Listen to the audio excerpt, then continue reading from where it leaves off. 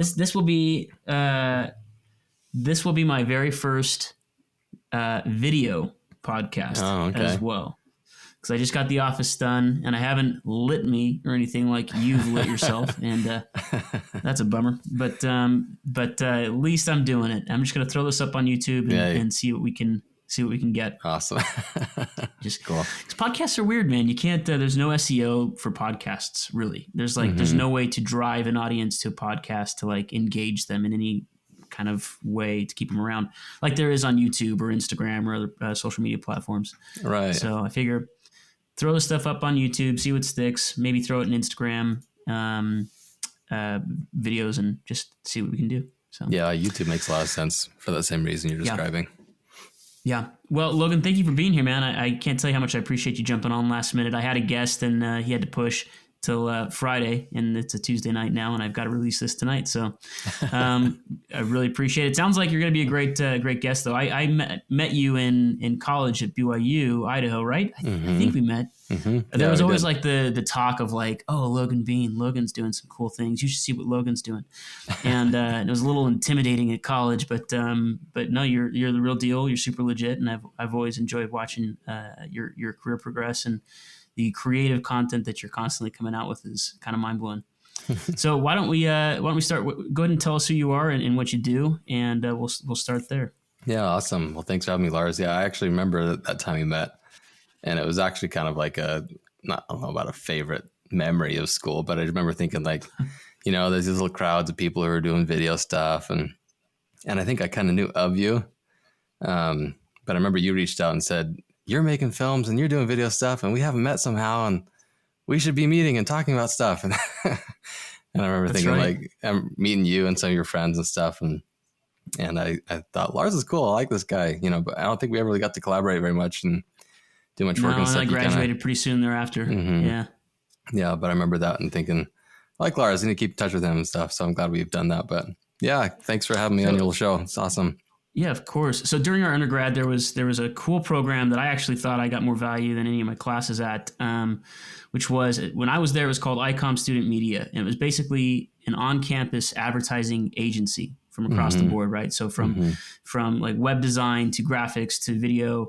And rather than working within the college and having teachers, we actually had real clients in the city and kind of in the Eastern Idaho region that would come to us and say, hey, we've got this campaign. We want something. Can you guys pitch it? And we would make actual commercials, actual video content for them. And I learned more from working with actual clients in that program than anything. And I think you kind of came in and took it up to the next level. So do you want to talk about some of that? Yeah, somehow I guess some of my career got started, I guess, was at that program. They called it ICOM. But then when I was there, we kind of rebranded it and called it Soapbox. With this idea of trying to give people a platform, so we'd kind of give people a platform to share their message. And you're right. So we make commercials and things and ads for different groups out there. And that was a great kind of starting point. And that was an experience for me kind of at the very beginning of my career where I had been doing other online contests and things outside of Soapbox. But one of the things that program sort of started me off on was this kind of like, I guess, a career direction of, I remember I was put in a position where I was the creative director there at that little agency, in charge of, the videos and the strategy and things like that. And I remember thinking, here I've got this creative team, and I've got sort of maybe an okay hunch about how to organize a creative team. I think I can kind of do this by instinct, and it's working fine. I think we're successful. We're getting stuff done and people are happy. But I remember thinking, I want to know that I know how to do this right. Yeah. Right. And not just be going by the seat of my pants or by instinct or just trying to feel out how you build a good creative culture or be successful in video production or anything like that. And so that was sort of the main question I had leaving school was I need to find places to work where I can get answers to these questions. How do I know, how to build a successful creative culture? How do I know how to make a video that's going to get results? Instead of just going off the gut instinct approach, are there principles that are universal that always apply? And I was like, I want to know what those things are. right? And so Yeah, that kind of and over the last decade, you've come to realize that there are none. Right? Is that the answer to? there are no rules or principles, right? Right. And that's what Right. we covered over the last decade of working.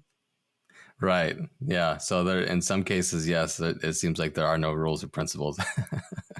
But in other cases, there are definitely patterns that are like, oh, wow, this is really helpful to know, because it's, it's kind of the same thing over and over again. Just kind of like if you're trying to hit a target with a baseball, there are principles that are going to apply that are going to help you be successful in hitting that target, about how to calculate a trajectory, and that'll be helpful regardless of where the target is, where it's moving. Like there are formulas, I guess, that you could say that Yeah. help.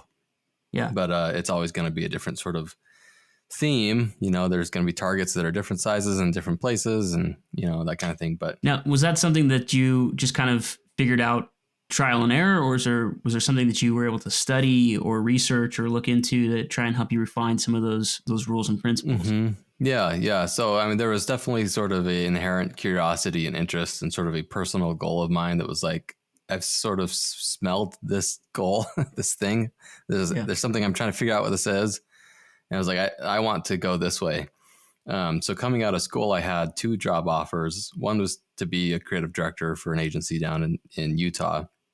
And the other was to help this company start up sort of like an e-learning studio, doing kind of corporate trainings. And on the surface of it, I was like, I don't want to do corporate training videos, like I want to be doing more creative stuff. And the agency route was what I was thinking I want to do forever. And but as I learned more about this other option, it actually ended up being like, this is actually, I think, one of the better places I'd want to go for that goal. Because this company, so they're a company in Bellevue, Washington, named Constructs. It was started by this fellow named Steve McConnell, who wrote a book called Code Complete. And it's sort of this philosophical approach to writing software. And if you're a software engineer, you've probably heard of Code Complete and Steve McConnell. And it's kind of like everybody thinks of it as kind of like the Bible of software development. And essentially what it is just sort of like the philosophy of writing code, so if you're going to write code, you might want to sit down and think, what exactly is it that we are doing here? And how should we think about writing code before we even start? And so he kind of started this whole industry of best practice around software development. That sounds miserable. It sounds absolutely miserable. It seems like the total opposite of the stuff. Oh man, give me a camera and a physical space, please. Yeah, it was pretty miserable.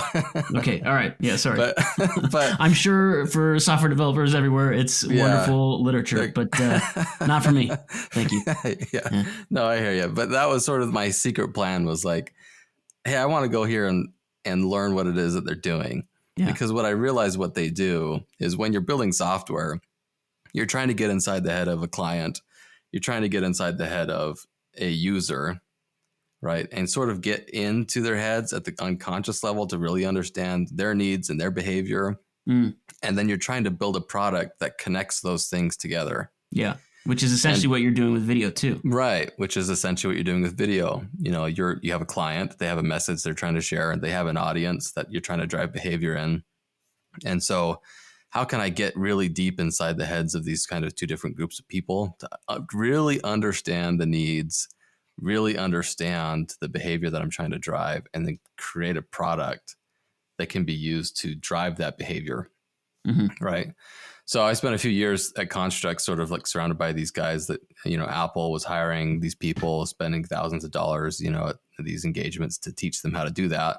Yeah. And I kind of got to just sit there and like record their content over and over again, and edit their content over and over again, and then ask these questions at lunch and stuff. And so I spent about 3.5 years there doing that, just thinking in the back of my mind the whole time, how can I take this and apply this to, a creative career?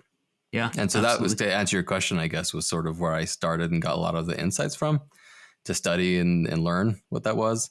And then after, enough time there that I kind of start to formulate a theory and a practice, I thought, okay, I need to get back into my kind of original industry. And so that's where I kind of made a pivot in my career to go move. Can I ask you what your starting salary was at that first job? Yeah. So I started there, I think about $60K. Okay. Was that starting? coming out of school where you were probably making $600 a year. Was that Right. something that you thought was like a good thing? Were you excited about it? Was that impressive? Talk to me Well, from about 600 yeah, a year to 60,000, that's like, I don't know, 100x, increase or yeah, something or whatever that'd yeah, be. So no, I was pumped about it. I was young. I was kind of school. I didn't understand things like taxes yeah, sure, or living in Bellevue, and stuff yeah. like that. But I was pumped about it. So it was, I think it was a good start, and I think it was good. No, I In the think it was good. meantime, were you creating your own videos? Were you trying to freelance at all? Were you working on the side for anybody, or is it just strictly this one company? I've been doing some freelance stuff. I had there were a bunch of kind of these websites at the time. Pop Tent was a famous one that I've been doing. Oh yeah, You remember absolutely. Pop Tent? Okay. Absolutely. Yeah. Yeah, we did. I did like three or Uh-huh. four videos for Pop Tent Uh-huh. that we got chosen for. But Mm-hmm. yeah, just in like 2 sentences, tell us what Pop Tent is, just for those Yeah. that. So there's still some around now. They were more popular back then. It's kind of like 99 Designs, but for video production. Mhm. So, brands would put their creative brief out on the internet in sort of an open contest, and then people could create a commercial to compete. Yeah. And then they would select somebody and you can kind of win a prize. And so for starting out, it was great because it was like, hey, I could just get access to these big brand creative briefs and then actually try my hand at the market. Hmm. And then I ended up winning a couple, I think 5 or 6 or so, which was awesome because for a guy coming out of school, I spent spring break. I made a couple of videos sitting at my in-laws kitchen table for about 4 days, kind of animating some stuff, and ended up making $15,000 in four Oh, days, incredible. just sitting at the table. And I was like, okay, there's something here. Yeah. Like if brands are willing to do that for this, I've got to be able to figure out a way to make this work. Yeah. Absolutely. So pop tent and things like that on the side, but that was kind of so that was sort of some of the career state there. Yeah. So where did you look for your next job then after you decided it was time to move on? Mm-hmm. Yeah, I had some connections with some other work buddies who were in the Bellevue area, working for a tech consulting company called Fresh Was that Consulting. just Kurt Daniels, one of the first Mm-hmm. people over there, right? Yeah. Kurt he's my video producer. He was kind of one of the earlier guys there. Nice. Yeah, and so that's where I am now. So I've been there probably about 4 years now. So high level of what Fresh is they're a technology consulting company. So we do things all over from building apps, software, to even hardware and robotics. And so a lot of our clients are some of the some of the exciting ones we talk about are Facebook. We've got a bunch of engineers making the Oculus headset for Facebook.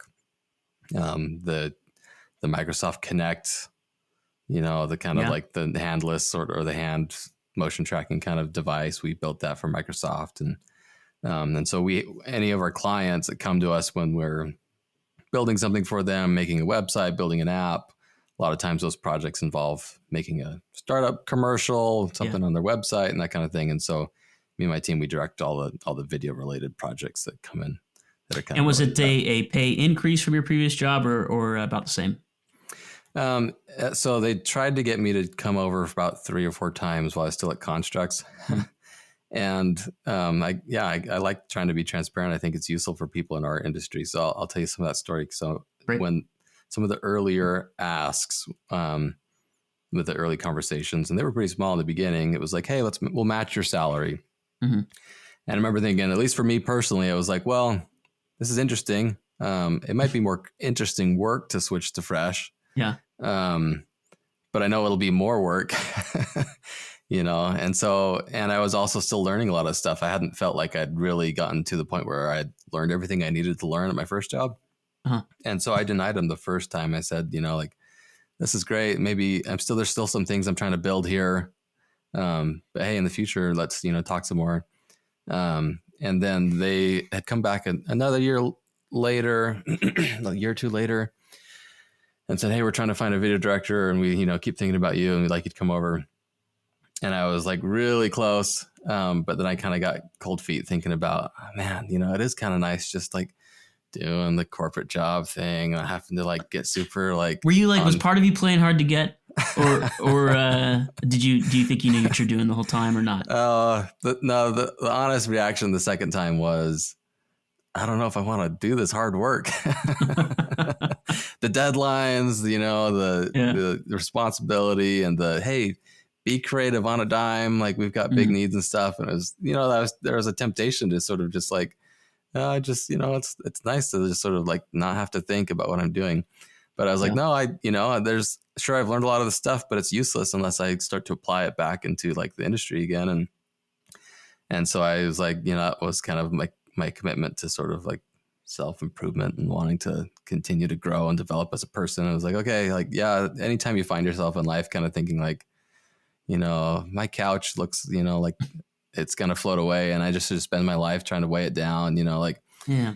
that's a bad sign. So it was kind of like, yeah, I should do this. And so the third time, and it kind of worked to my advantage that I guess I had sort of been playing hard to get, but it was really just me kind of feeling like, oh, I don't know if I can handle this. But the third time they came back and said, hey, we know that you were kind of feeling like maybe the salary wasn't right. And so why don't you just tell us a little bit more of where you're looking? And so I had done some research on, negotiation and that kind of thing, and some of the strategies involved there. And so, I hope you don't glaze over it. I want to hear. I want to hear some of what you had researched and some strategy for. Yeah. So I think there's a lot of creatives that are freelancers 100% that go through the same. Like, I'll have producers call and say, "Hey, we only have $800 a day for DP," and it's like, okay, well, like there's things involved that doesn't really line up with where I'm at right now. And so talk to me about some strategy that you could maybe. Yeah. Yeah. So a great book you can learn or read is, I think his name is Mark or Frank Voss. The book is How to Never Split the Difference. Uh-huh. I don't know if you've read this book. I have. He was like a CIA guy, right? Yeah. I think FBI. Was it FBI? I can't remember what it was. Hostage negotiation. That's right. Stuff. That's right. Yeah. I read it a long time ago. I should read it. Yeah. Yeah, it was good. So that was, I think, my first intro to that, and there's some good points in there. And then there's a bunch of other things you can look into. I know that there's a fellow on YouTube who runs a channel called The Future. I forget his name. Oh, Christo. Yeah. He's going to be my next guest. Actually. Oh, nice. Yeah. Was he the one who was going to be there tonight? No. He was, okay. well, yes and no. I had him scheduled for last week. He had to push. So, awesome. But he is, it's so he's fun. Excellent. Yeah. I love some of his stuff. Yeah. Yeah. So he has some great points. Just sort of like focusing on the value, right? Mm-hmm. Value-based, negotiation and that kind of thing. So he's excellent. He's got a great kind of program and some great content. So I watched some of his stuff and read that book, and so I had some ideas about setting a range. Don't take the first offer. Be willing to. I mean, that's one of the I think there is some power and some strength in learning how to be politely disagreeable. And that doesn't mean that I think so many people just don't want to rock the boat or don't want to cause tension or just don't like the feeling of tension, I guess. I get there all the time, man. Yeah. And it's just like I would rather make a paycheck this month instead of not. So I don't want to rock the boat too much. So talk to me about some of that positive negotiating that you can do and what you did. Yeah. I mean, there's a sense of just wanting to make sure you have confidence in understanding what you're worth and having that self-respect. Yeah. And so, I think there's, to a certain degree, it can be helpful to think that you are your own agent. And so you're negotiating for yourself, kind of trying to act as the middleman. And so in life in general, I think there's a lot of wisdom in trying to take care of yourself as if you are somebody you're responsible of taking care of. Right. Interesting. And so in that sense, it's, a similar kind of thing. You don't, because if you, it can be stressful, to have somebody give you an offer and to be like, I don't, like, what if I say no? Or what if they, what happens if I, if I say no, and then they like, are they going to pull the job away from me or something? Or are they going to go with somebody else? And Yeah. Which that happens. can be stressful. Yeah. But at the same time, it's not a great situation to be in a position where you're not stoked about the job you're working on, Mm-hmm. because most of the time, at least in my experience with either freelance related things or jobs in general, I mean, the time to get it right so often is up front, Yeah. because that's when people have the problem they're trying to solve. That's when they're trying to find a solution.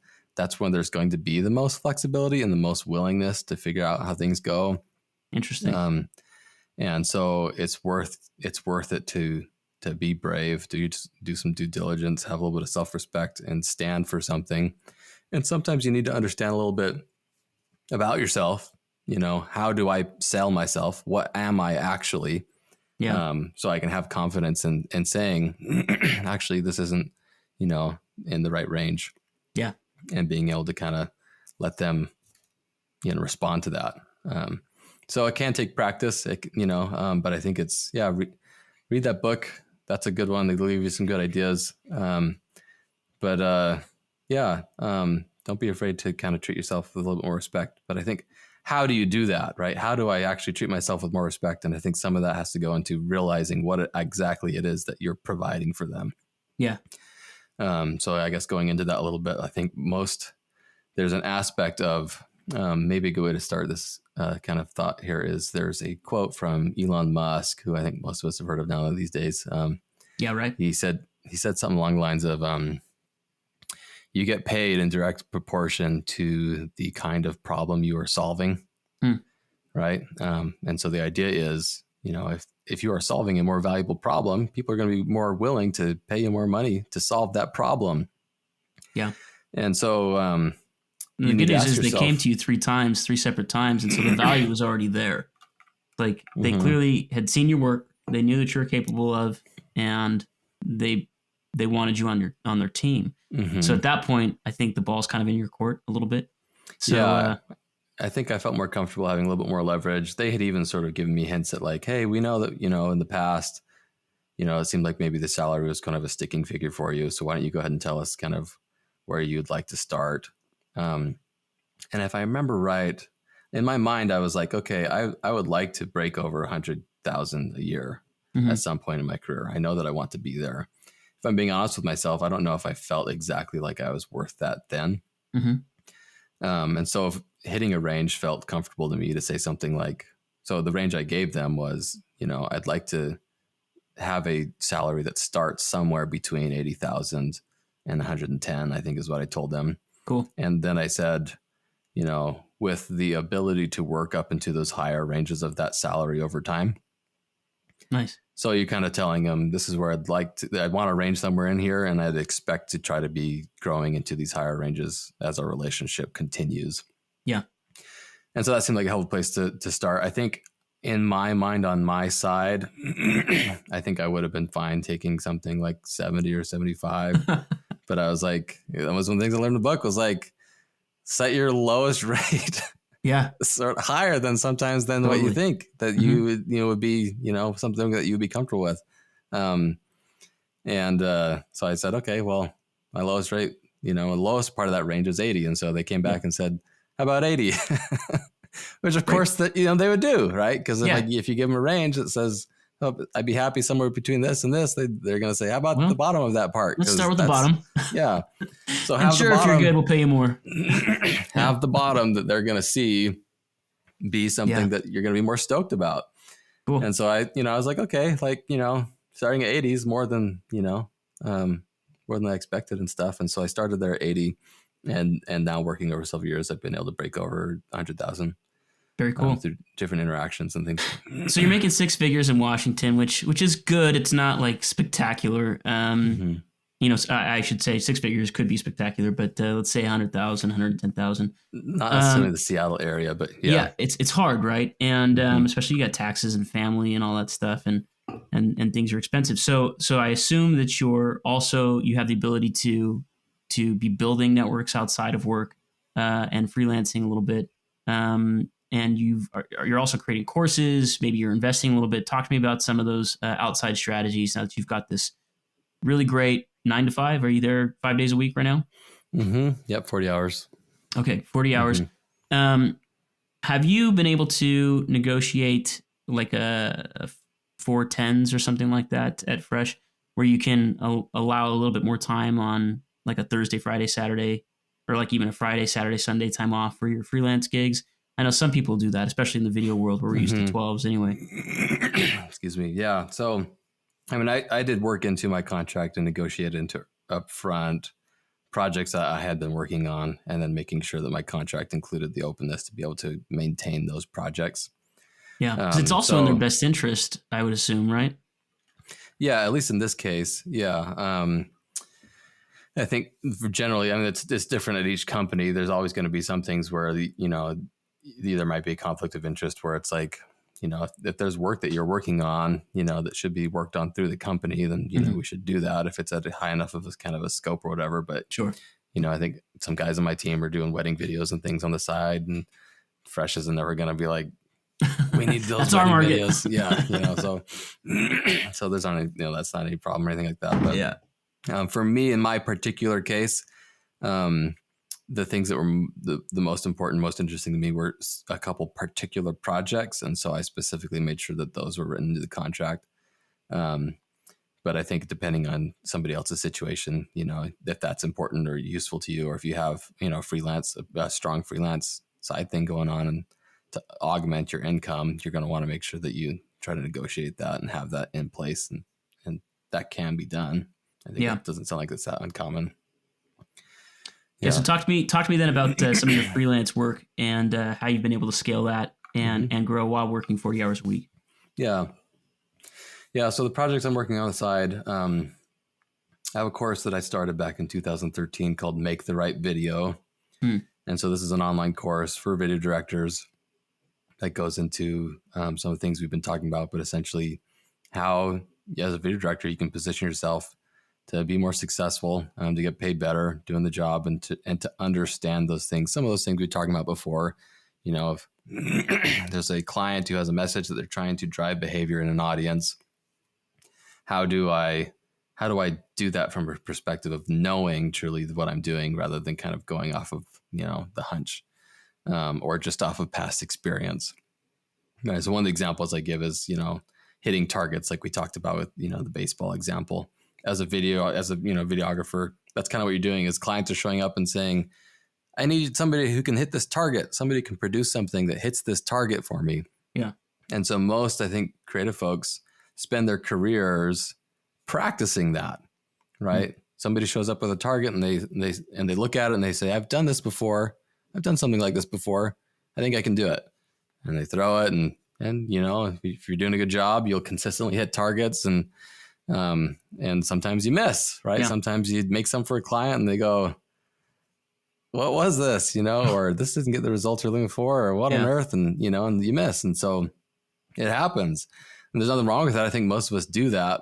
But there's a big difference between trying to run your business off of hoping that you're going to hit the target versus knowing what you need to know to make sure that that you'll hit the target, right? And the difference is understanding the formulas, right? Yeah. The fundamental principles of what are going on. So that's kind of what the course is all about.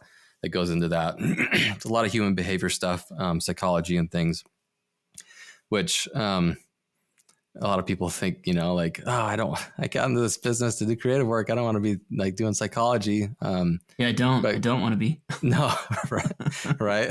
But my response to them is, yeah, I mean, if you're feeling pain in your career because you're feeling like I'm undervalued, I feel nervous because I'm trying to produce something and I don't know if I'm going to produce something that my clients are going to be stoked about, right? If you're feeling that pain, right? Do you want to be feeling that pain? It's like, well, no, I don't. Most people don't like that part of the business, right? Mm-hmm. And so if you could learn how to make that pain go away, right? It kind of illuminates a different aspect of your career that can kind of fill you with that confidence that we're talking about. And so that's kind of what it is. And so, and the reality is that the psychology is not, it's not kind of archaic. It's not complicated. It's the example I give is that if if somebody can call you on the phone and ask you and say, hey, can you give me directions to like the local grocery store? If you feel like you have the ability to kind of visualize and solve that problem, right? If you can solve the problem of helping somebody get to the grocery store and give them directions to get there, you have all the qualifications you need to be able to do the psychology needed involved with this. Because essentially that's what you're doing. Yeah. You're helping somebody navigate a landscape. And so that's kind of the stuff I lay out there. So that's kind of what the... Go ahead. 2013 was a time when people were not making courses. In 2020, everybody's making courses, right? 2021, it's just like that's all I can hear about. It's like, oh, I have a course, and it's like, what qualifies you to have a course? And right. I think it's really fascinating. What gave you the insight back in 2013 to make a course for something like this? And have you been able to monetize it? Talk to me about some of the money over the last 8 years with this course. And did you make more courses? And what's the platform? Talking about some of that. Yeah. Yep. Well, I think the idea started because I was working at a company that was making courses. Yeah. And that's what I was doing was, they would teach things live in person, and they were trying to learn the e-learning is the future. And, they're kind of like, we got to figure this out. And I thought this makes a lot of sense.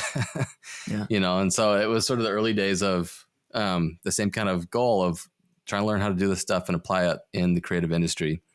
And as I started learning, I thought I could start teaching this kind of stuff right now. And so that's how I got started. There was a platform called Udemy, which everybody's probably seen the ads for. And that's what I launched it on. And it was a good start. In the early days, the first month I launched, I was making $2,000 a month. Wow. And it was just sitting there. And it did well. Over time, Udemy really kind of tightened up a lot of the restrictions on marketing, and they pulled a lot more control back on stuff. And I kind of just sort of let the course continue. And so that tapered off, but for years it had, consistently for years, it would be making several $100s a month with me doing literally nothing. But keeping the same content up. How much money that video has made in the last 8 years total? Or like a rough guess? Yeah, that course on Udemy, I moved it off that platform about a year ago and started on my own platform. So over the course of a few years, I think it probably made something like $60,000. Incredible. Yeah. A one-time deal, and how much time did you spend into making that video? Yeah, up front at the very beginning of the first course, I think I finished all the content and had the whole thing produced in about a month. Okay. Of like here and there and doing it after hours and spending a lot of time on it and that kind of thing. There was a lot. I mean, it was a fine course, but I remember thinking like this should not be that successful or I don't know, but it ended up being very successful, and that was extremely encouraging. It was like one of the highest rated courses on there. I had over 4,000 students and 4.5 star rating, and it did really well. And I think it kind of points to there's a lot of aspects of creative work that we do that we don't often think about or spend a lot of time trying to focus on that can make a huge difference. And it's some of those fundamental sort of best practices on how to think about what exactly is it that we're doing, and how do I go from, making a video right to making the right video. That's sort of the whole premise of the course. So that idea is, it's making the video right is, high production value, using the right cameras, learning how to make the video look good, sound good, be edited well and be snappy and easy to consume. All the skills, technical skills that go into making the video high quality, making the video right. That's important. Yeah. But it's only important as long as you know that the video you're making is the right video in the first place, right? So it doesn't matter how good. Yeah. Doesn't matter how good your pancakes are, how much you've researched, what temperature to use, cook your pancakes, or whether or not you put butter on first before you put the batter on, right? And like all these like techniques and skills you use to make pancakes, like it does not matter how high quality, how perfectly well made these pancakes are. If the person wanted a hamburger, exactly, it's like I don't like pancakes at all. Yeah, I'm not in the mood for pancakes. It's like beautiful, but I hate pancakes. Yeah, And so we do this all the time, I think, with, with our clients, sometimes not knowing it. It's, I have delivered for you the best made video. It's so high quality, it's like, Yeah. but it doesn't accomplish what I needed to accomplish. Right. Wow. So That's how do you huge. dive deep into that? How do you make sure that you're making the right video and then make that video right? So what advice do you have real quickly then for making the right art for clients? Mm-hmm. Yeah. It doesn't really have to be video related. It could be graphic design. It could be just about anything. Yeah. Going back to the example of giving someone directions, right? Mm. Say somebody texts you and they say, "Can you give me directions to the train station?" You might say, "Sure." Where are you? Right? You would first start by saying, "Where are you now?" Interesting. Yeah. Where are you trying to go? Right? Yeah. So I need to understand where you are now, because my directions are going to be different, based on whether, I don't know where you are. So I need to understand where you are now, where you're trying to go. Then I need to have an understanding of the landscape that exists between where you are now and where you're trying to get. Right? I need to understand what the back alleys look like. I need to understand where the parks look like, what shortcuts there are. And then if I have an understanding of the landscape, I can tell you what the best path is to navigate from where you are now to where you need to go. Mm. And then I need to simply execute on that path. Right? So a client comes to you and says, "I have a problem." That's kind of what you're going to do. So an example of this, somebody texts you and says, "I need to get to the train station." You might be inclined to say, "Where are you now?" And then give them directions to the train station. One of the tricks that they kind of talk about in the book that I mentioned is this idea called mirroring, which is simply a method to use to get more information from somebody, right? So they use this in the FBI to do hostage negotiation, right? Because they need information. So it's kind of this cool trick they talk about where it's somebody's talking to you, and if you just simply want to see if there's more information there that they could be willing to give to you, you do what's called mirroring. So I need to get to the train station. You're trying to get to the train station? Yeah. You just take it and flip it and turn it back into a question, right? Yeah. And then they say, "Yeah, I do that a lot with my clients. Like, and say, "Hey, so we need to make a commercial. We're thinking it'd be really nice if we did it at the beach, and we're thinking there's like a couple sitting on a park bench." And I'll say the exact same thing. I'll say, "Okay, so what if we went to the beach and had a couple sitting on the park bench?" And just kind of like you just see them all on the same page, and that things no surprises are coming up. So I'll do the same. Yeah. And it's easy for them to take that, pick it up, and sort of add more to it. Mm-hmm. Right. And so the example I use about the train station is, you're trying to get to the train station, and the guy says maybe something like, "Yeah, I think I left my wallet there." "Oh, you left your wallet at the train station?"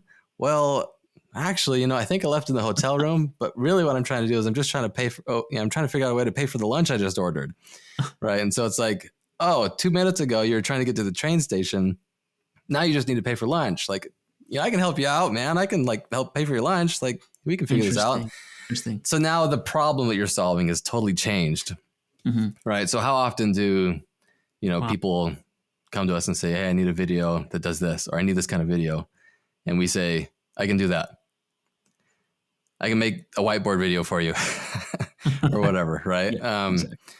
And that might be great. That's what they're asking you for, but we haven't truly gotten down to the honest to goodness. What is the problem that they're facing? Mm-hmm. And this is just sort of a weird quirk of human behavior, is that most people don't come up to you up front and actually say what the true problem is. Mm. They're further down sort of this. There's a kind of a whole pattern you can go through of how people perceive and process the problems they're solving. And there's stages that people go through. And most of the time people come to us way down at the very bottom of the execution stage. Yeah. And we need to kind of work our ways back up. And so to answer your question about what can people do, right? One way to start is to really, really get down to what is the actual problem you're trying to solve here. And so it takes on kind of being a consulting kind of role, right? Yeah. And that's one of the biggest ways you can transform sort of your earning potential is moving from being somebody who's sort of just solving an execution problem, right? I need a video to be made technically well. That's at the very bottom of the execution process, right? Yeah. I need somebody who can print a video like a printer, and just makes it exist. right? And if you can move further up sort of the problem solving process and get up more to the state of what is the problem we're solving in the first place, then you're solving the problem of the problem, which is more valuable. We're getting kind of abstract, but that's little inception going on. Right. Yeah, right? very cool. Yeah. No, that's great, man. I that's incredibly valuable for a lot of our listeners and me. Actually, I'm gearing up to do a couple of commercials right now, and I need to ask those questions. So Nice. I feel all energized, and I feel it from you watching our hands move a little bit more, and we're getting great. So Nice. So you had one course that did 60,000 over 7 or 8 years. Did you take that information and say, I should be making more? Have you been making more? Talk to me about some of that. Yeah. So I had a DaVinci Resolve course for a while there too. And that did really well, kind of in the same ballpark. And then these are all like the early days. Like I can color grade, I can use DaVinci Resolve. I'm competent, but I'm not like the world's best expert in Resolve. Sure. But back then I was the only person who was doing a Resolve course, and so I had the highest rated DaVinci Resolve course on Udemy. And it's like, I am not the world expert on this, but somehow I have the highest rated DaVinci Resolve course on the internet. This doesn't make any sense. And these days there are way better experts than me, who are teaching it. And so it was just sort of a timing thing. But I did a DaVinci Resolve course. And then recently I've moved Make the Right Video off of Udemy about a year ago. Started working through that, redid the whole content. I think it quadrupled in size, and there's a lot more content there now, and moved it onto my own platform that I control. And so I launched that in January, and I've made about $20,000 since January. In 4 months. In 4 months. Yeah. So spectacular, man. Starting to grow and stuff. And so it's the extra little thing be doing on the side. And so continue to do that. And then I have another kind of course thing. Are you making videos for clients outside of your full-time job? Am I making videos?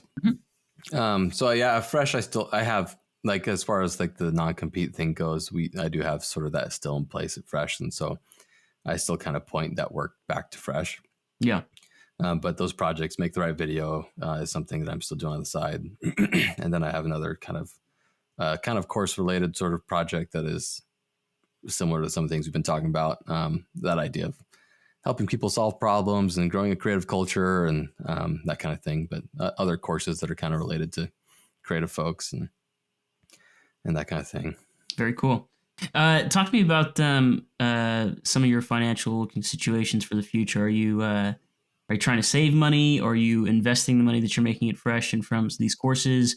What does that look like? Are you in real estate at all? Are you in cryptocurrency? What do you got going on outside of video projects? Yeah, man. So what a wonderful world we live in for investing these days, man. Yeah. There's some awesome things happening. I don't know if you've been following it, the whole GameStop phenomenon. Well, absolutely. NFTs it's all super fascinating. It's sort of this technological miracle that we live in a world now where there is so much information available that a quote unquote unsophisticated investor can find this opportunity, like GameStop, right, as the example, and out haggle the hagglers or whatever you want to say, out invest the hedge funds, that kind of thing. And the point I'm trying to make is that there's an amazing sort of opportunity right now where there's a lot of information that's available. That's just available because people are making it available. So I'm investing. That's probably the largest sort of other outside vehicle. Tesla is like, I could talk to you all day about Tesla and like the kind of the future where Tesla's going. Mm-hmm. I invested in Tesla before pre-split, kind of probably when they're about $89 per share. Yeah. And so now they're 7 something, Wow. And that's all because of information available you can find online of people explaining like, here's the bull case about why this is, changing things and who they're disrupting. And you can do your own research and you can kind of make your own story and understand why, maybe, Yeah, I remember hearing a case for shorting Tesla at about $200 a share. Right. And it was just like, oh yeah. So I did not invest. I actually hate picking stocks. I'm really bad at picking stocks. My Robinhood portfolio the last year, I think, is up 70 or 80%. So it's actually doing very well. But it's a bull market. Everybody's doing well. You'd be an idiot not doing well right now. So that's not impressive. What's to me, the point is I hate picking stocks, so I didn't do Tesla. But what gave you the insight to be a bull, to stick it out while everybody was saying short at 200? Yeah. Right. Yeah. Well, I think all the people out there who are laying out the bull case. And that was, it was the information, I think, is the biggest point, there is information for people to do their due diligence and kind of come up with their own conclusions. And I think it was right around the time, the Cybertruck was coming out. Okay. And I remember when they launched the Cybertruck, because I've been stoked about, like, a Tesla pickup truck would be awesome. I heard they're working on one, and they came out with the Cybertruck, and I was like, what on earth are they doing? Like, what is this? And I remember thinking, they've lost it, man. Like, this is kind of like a CEO pride project, like he's just like, not listening to the customers. How many do they get on that thing? So many, hundreds of thousands of pre-orders. Yeah. And that was sort of the turning point where I was like, what on earth are they thinking? And then I found somebody who made a video talking about the strategy behind why the truck was designed that way. And they kind of laid out these 5 points. I can't remember all their 5 points, but it was essentially like, if we can get rid of the paint shop and if we can use the strongest material in the world, well, the paint shop makes it extremely cheap, and if we use like this exoskeleton thing with this super strong material we've been developing, well, we can't have any curves, but it'll be cheaper to produce and extremely durable. Like, it's going to be bulletproof. That sounds awesome for a truck. And they kind of went, this will be the safest truck in the world and stuff like that. And because of these things, it'll drive the cost down, and you'll be able to have a, starting price that's $39,000 at parity and under, different kinds of, nice trucks you can get. And so it was like, oh, this wasn't just, I want a Cybertruck, so let's make something stupid. It was like, hey, here are these, these functional factors that we want in a vehicle. And if we start there, what kind of solution can we come up with that would exist inside those constraints? Yeah. And it ended up being the Cybertruck. I was here for it, man. I remember and thought, I need this in my life. And I asked my wife if I could get a pre-order in, and she said, absolutely not. You need a Tesla, you go buy a Model 3 or a Model S, but under no circumstance will you be buying the Cybertruck. And so here we are. Maybe one day, huh? No, it's $100. That's a lot of time to win her over. To think about it. Yeah, exactly. So cool. It's growing on me now, though. There's a phenomenon about that, a lot of times just new designs, we just are we resist, or they just feel weird and gross to us. But then after a certain amount of exposure, it's just the unfamiliarity. And now I look at it from certain angles. I'm like, yeah, this car looks sweet. I'm like, let's talk about the Cybertruck. Yeah. For me, it was the features. Like, I just kept seeing all the cool features, and I was just going, like a built-in air compressor. Like, come on. Like, that's just like, I mean, I come from camera, it's like, there's compressors on camera trucks, it's for all sorts of things. And so, like, that's amazing. That'd be the greatest. Yeah, I mean, there's lots of features, and I actually like mine. You could power a trailer. You could power an RV with it, or a trailer or whatever. Yeah. So, you could have a sweet rig that you're charging stuff in the back while you're driving things around. Love it. Yeah, absolutely love it. Or powering the whole set. So there's a case for Tesla. What else are you doing with your money? That's the biggest one. And then, right now the courses and things are kind of just being reinvested either into growing the courses, or just for Tesla, and just like a super huge Tesla bull. Just every time, do you have stock in the S&P 500 or like an index fund? Do you do any index funds, or is it just all Tesla? It's all EV stuff right now. Okay. I mean, I've dipped. I have a couple of things here and there in other places, but largely it's just sort of you can do your own research, you can do your due diligence, but there are several different trending factors in battery tech and solar power, and in easing out fossil fuels that are all sort of reaching this exponential transition curve at the same time. Yeah. And it's just kind of crazy. It's just inevitable that all these things are going to collide at the same time, and the whole world's just going to just change. And so, if you look at the companies out there that are doing it, it's like, oh, okay, there are some of these companies out there, but like Tesla is just miles and miles and miles ahead in so many different ways. And so it's cool. It's amazing. I feel like it's amazing looking at just the things that they're doing to innovate in manufacturing, things that they're doing to, innovate in how they're, producing the cars and their tech. And I mean, the self-driving thing is its own case. Mm-hmm. It's like if a car company is going to win the self-driving battle, it's going to be the car company with the most data. And I think the last time I heard it was something like Google's platform had something like 14 million miles of traveled, recorded data or whatever. And Tesla's was like 40 billion Oh my miles or goodness. something like that. It's just like, I mean, just light years away, and so ends up being that same sort of story over and over and over again, where it's like, how to iterate faster and create their cars faster, and the improvements that they're making and the costs that are being driven down. And it's just like, and it's just that story like 12 times in a row, over and over and over and over again in all these other industries. And so it's Gosh, like, Logan, they should be a sponsor after this episode. This is the case for Tesla. I'm all jazzed now about Tesla. I would not buy Tesla stock right now personally. I think I'm buying it right now. Amazing. Just the E ratio, the price expense ratio is just so astronomically out of this world. It's crazy. It is a little crazy, but there's still a case for it. It's going to continue to grow. There's different milestones. Do you own your house? I don't own it outright. No, of course not. Yeah, we bought a house. Yeah, it's going to take us a little time to own it outright, but yeah, we own our house. How long have you owned your house? Well, we've only been here about a year. Most of the time out in the Seattle area, we were renting for, that first kind of 10 years or so. Yeah. And then we finally got around to being able to buy our house because of Tesla.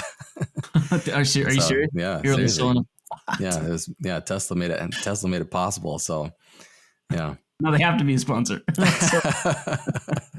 about Dogecoin? You buy any of that?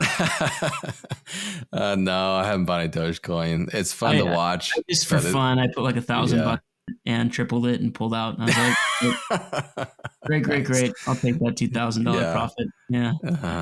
My wife thought I was crazy, and I was crazy. It was such a stupid thing, but it was just funny, fun. I just had a good time. It was right before Elon Musk did the whole thing, and so it was perfect timing. Yeah, it was. Yeah, it was just meme stock. Dumb luck. Yep. Yeah, exactly. Totally. Yeah. So cool. No, that's fun, and I've been into that kind of thing. But it's all about, I think, the story investing. It's I get his name mixed up with the director. Last name is Lynch. It's not Peter Lynch. It's somebody else. But he has a concept about investing, which is called story investing, and it has nothing to do with the stock price. It has nothing to do with like, technical analysis or anything like that. Here are certain check boxes that you can look into. He gives the metaphor of like, you're watching a baseball game. You want to watch a company who are in their second inning. So a lot of times you want to see them play out the first inning, see where they're to, see what they're capable of, and then see them in their second inning and then invest. And so, the example with Tesla was, they were in their first inning trying to figure out, can we exist? Can we get the Model 3 made? We're going to go bankrupt, and, but they've been able to kind of prove their ability to get through those. Yeah. And now they're building, a factory in Texas. They're going to they got a factory in Germany, and, all these things going on. It's like, they're not in their first inning anymore. They're not weeks away from going bankrupt. They have billions and billions of dollars in the bank. They could build several more factories.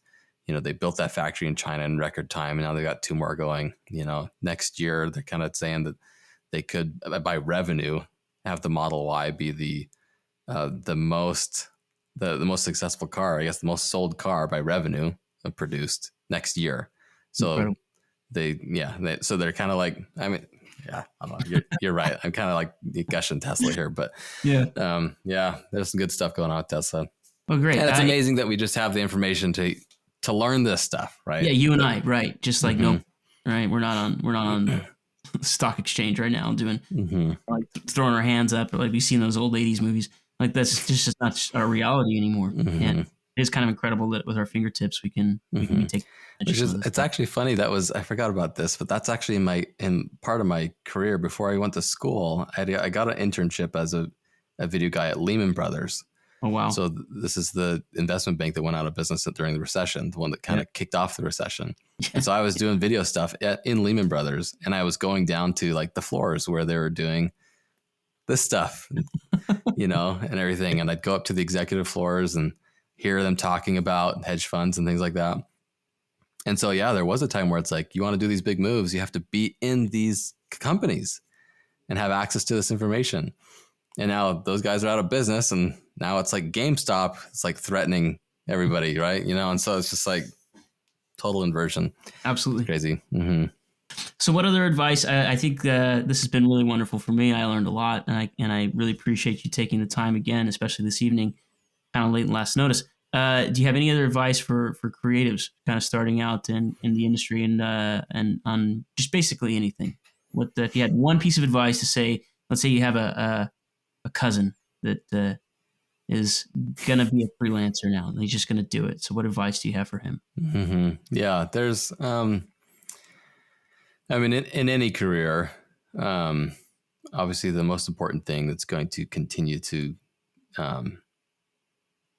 it's sort of the power of commitment to self-improvement, or some people call it the growth mindset, right?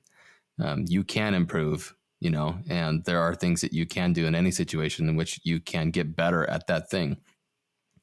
And so I think that it takes having some self-awareness to be able to kind of look at yourself and say, I'm feeling pain in this area. Why? And what is it that I can grow in that would make me stronger at that thing?